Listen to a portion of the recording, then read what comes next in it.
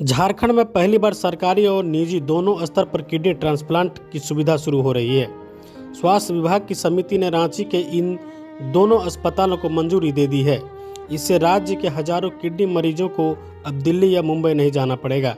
यह मुख्यमंत्री गंभीर बीमारी उपचार योजना और आयुष्मान भारत योजना के लाभार्थियों के लिए गेम चेंजर साबित होगा, जिससे स्थानीय स्तर पर ही उन्नत इलाज मिल सकेगा। झारखंड के मरीजों के लिए बड़ी राहत। राज्य में पहली बार सरकारी और प्राइवेट दोनों स्तर पर किडनी ट्रांसप्लांट की सुविधा शुरू हो रही है। स्वास्थ्य विभाग की परामर्शदात्री समिति ने 9 जनवरी को हुई बैठक में Rajendra institute of medical science और राज अस्पताल रांची को किडनी ट्रांसप्लांट के लिए मंजूरी दे दी है।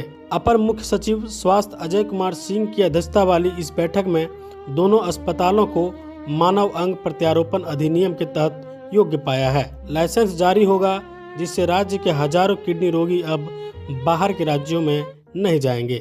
यह फैसला मुख्यमंत्री गंभीर बीमारी उपचार योजना और आयुष्मान भारत मुख्यमंत्री अबुआ स्वास्थ्य सुरक्षा योजना से जुड़े मरीजों के लिए गेम चेंजर साबित होगा। अब तक ऐसे मरीज दिल्ली, मुंबई या चेन्नई जैसे बड़े शहरों में रेफर होते थे, लेकिन अब स्थानीय स्तर पर ही उन्नत इलाज मिल सकेगा। गरीबों के लिए संजीवनी राज्य के सबसे बड़े सरकारी अस्पताल रिम्स में किडनी ट्रांसप्लांट की अनुमति मिलना एक ऐतिहासिक कदम है। यहाँ आयुष्मान भारत और मुख्यमंत्री अबुआ स्वास्थ्य सुरक्षा योजना के तहत मरीजों को पूरी तरह मुफ्त और कैशलेस इलाज की सुविधा मिल सकेगी। अत्याधुनिक डायलिसिस यूनिट और नेफ्रोलॉजी विभाग के अनुभवी डॉक्टरों की निगरानी में अब गरीब से गरीब मरीज भी दिल्ली या चंडीगढ़ जाए बिना विश्व स्तरीय सर्जरी करा सकेंगे। सरकारी दर पर इलाज होने से मध्यम वर्ग के परिवारों पर भी आर्थिक बोझ कम होगा। निजी क्षेत्र में तकनीक और सुविधा का मेल, वहीं निजी क्षेत्र में राज अस्पताल को ट्रांसप्लांट के लिए योग्य पाया गया है, जो उन मरीजों के लिए एक बड़ा विकल्प होगा जो कम वेटिंग पीरियड और अत्याधुनिक सुविधाओं को प्राथमिकता देते हैं। राज्यपाल ने झारखंड निकाय चुनाव कराने की दी स्वीकृति, फरवरी में हो सकता है मतदान।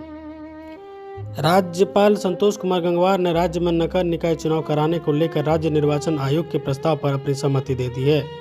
राज्य में फरवरी माह में ही 48 नगर निकायों में चुनाव हो जाने की संभावना है। निकाय चुनाव एक चरण में बैलेट पेपर के माध्यम से होगा। राज्य निर्वाचन आयोग इसी माह 27 जनवरी को नगर निकाय चुनाव की अधिसूचना जारी कर सकती है।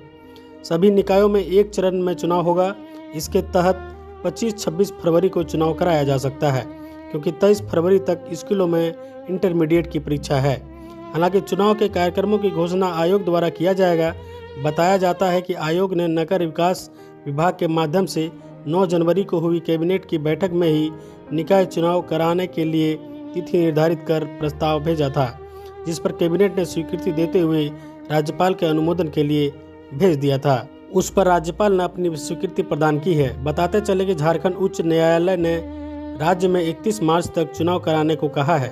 आयोग द्वारा 27 जनवरी तक चुनाव की अधिसूचना जारी होती है तो 7 कार्य दिवसों तक नामांकन की अवधि होगी। नामांकन पत्रों की जांच तथा नामांकन वापसी के लिए 2 दिन निर्धारित हो सकती है। इसके बाद चुनाव चिन्ह का आवंटन होगा तथा 14-15 दिन उम्मीदवारों को प्रचार करने के लिए मिल सकता है।